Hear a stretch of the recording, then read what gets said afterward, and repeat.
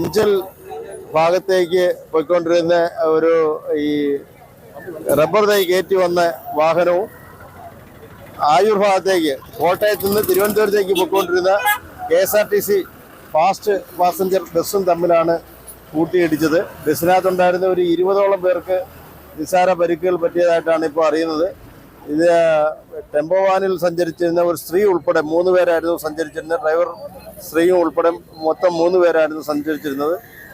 അതിലെ ഡ്രൈവർ മരണപ്പെട്ടതായിട്ട് ഇപ്പോൾ അറിയാൻ കഴിയുന്നു. സ്ത്രീക്കും അതേപോലെ അതിനോടൊപ്പം യാത്ര ചെയ്ത ആളിനും ഗുരുതരമായ പരിക്ക് ഉണ്ട്. അവരുടെ നില വളരെ ഗുരുതരമാണ്.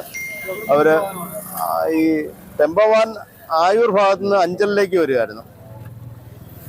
KSRTC ബസ് കോട്ടയത്ത് നിന്ന് തിരുവനന്തപുരത്തേക്ക് പോകുന്നത്, ആയൂർ ഭാഗത്തേക്ക് പോകുന്ന ബസ്സായിരുന്നു. തങ്ങളിൽ കൂട്ടിയിടിച്ച് ഇപ്പോൾ രണ്ടും